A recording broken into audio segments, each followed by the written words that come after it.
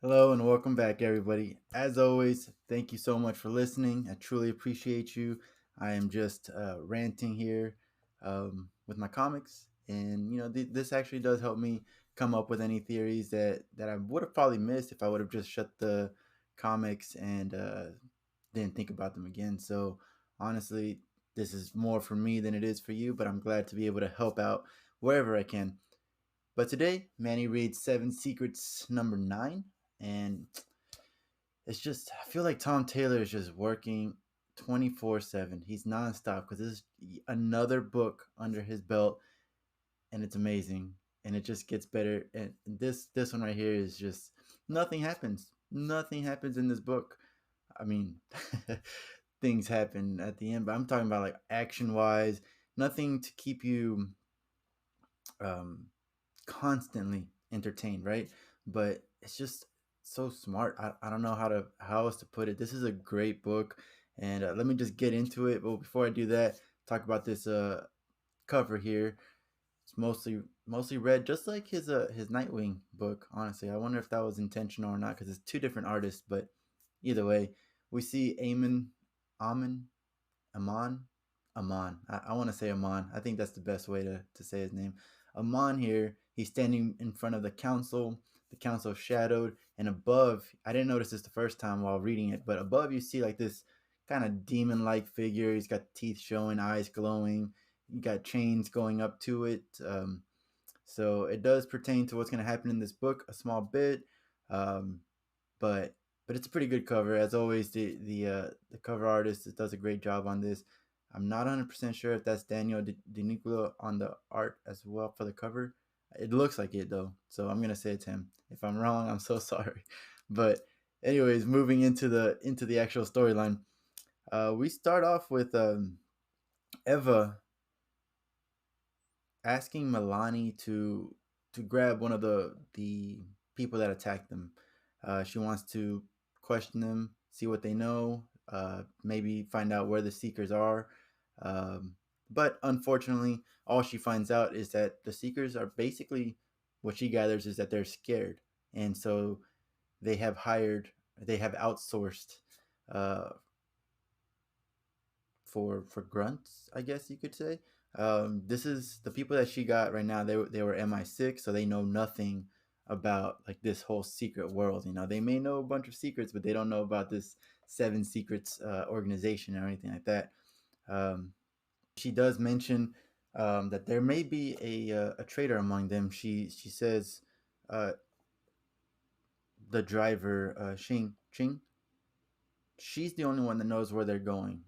She hasn't told anybody because she doesn't want it to get leaked out. All right, so yeah, I just hate to believe that there is a traitor among them because this whole group, every single one of them, they all bring something to the table. They all it's family, just looking at them and the way they react and the way they trust each other, it's very very close, very and I just hate to think that there's a traitor. But if I had to choose and guess which one might be the traitor, I'd have to say the '80s guy.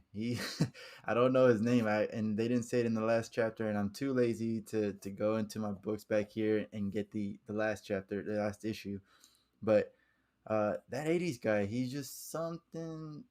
I like him. Don't get me wrong, but something about him, it tells me maybe he might be the traitor. But it could also be one of the students because they are the newest and easily breakable. I would say maybe one of Casper's classmates could be a traitor as well.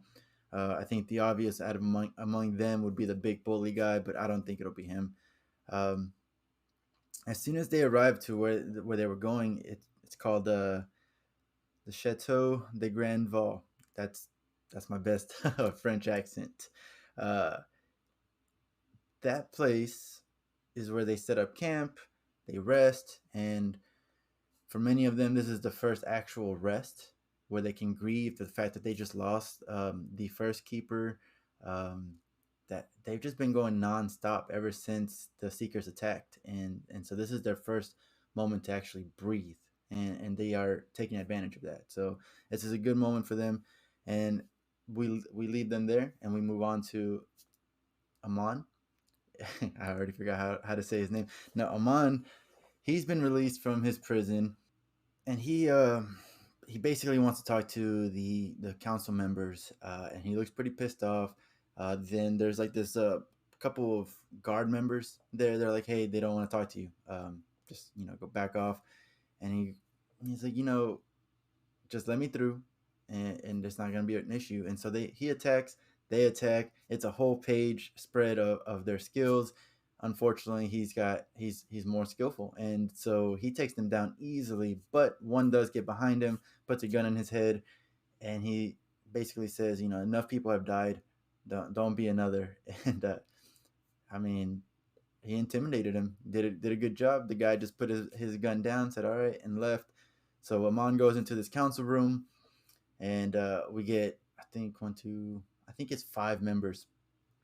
And my first thought walking into this council room, like I said, when I was reading this, I didn't notice that demon like figure on the cover, but it does show up here as well. And it's just like, are they demon worshippers? Who are these people? Who are these seekers? I don't really fully understand who they are and why they're doing what they're doing. Amon looks like he's doing it to for good reasons. It seems like he's tired of these secrets taking over, like the people that have to protect it, taking over their lives, um, protecting things that nobody even knows about. Um, he's just he doesn't seem like a villain. He's done villain like stuff, yeah, for sure. Like it's very. I think it was the first issue where he cut off Sigurd's head. So yeah, obviously bad guy, but also not that bad of a guy. Who knows? Um, but Amon is pissed that Verity's the one that captured him and went on off on her own, and then everything happened. His mom died. That was one of the consequences. Switzerland is gone. That's another consequence. So he's pissed about this, and he's basically saying, "This is not my fault. This is your fault, and someone needs to pay for that." And he says, "But it's okay. I can still fix this. The plan is not completely ruined, but you're gonna need to listen to me 100%. No more plans behind my back or anything like that. First things first is we I need money. I need I need a lot of money." And at first I didn't know who was the one that talked, but he just laughed, and he said, "Well, we don't have to pay all the soldiers that just died, so we got plenty of money." And he's laughing, and he kind of like looks around like, "Ah, that was funny, right? That was funny." Nobody's laughing. He sees that real quick. Amon's not laughing, and he says, "All right, what you first thing that you're gonna do is you're gonna pay the families of every soldier that died. You're gonna pay them for a lifetime. They will not need for anything. Done. Easy." Then he says, "I need assurances that no one's going to go behind my back again. So I need your position." And that's just to go from like a prisoner to saying, "I need to be in charge." That's just this guy, right? Like it's such a great villain. I can't even put into words how much I love that. But of course, the guy that talked, the one that was like saying, "Oh, we have nobody to pay, so we're good." He's the one in charge, and so now he's pissed. He's like, how dare you come in here and try to take my job?" But there's another girl. I think she's like the treasurer, and she's like, "No, he's got a point. We're only in this position that we are now because of leadership. So in order to change that, we need to change that leadership. And Josh, you suck." Basically, what she said. So Josh, you suck. You're out. And so he gets pushed out of his seat. Amon sits on his throne. He's like, "Oh man, you got some heated seats here. This is nice." And Josh is like, "You're not gonna get away with this."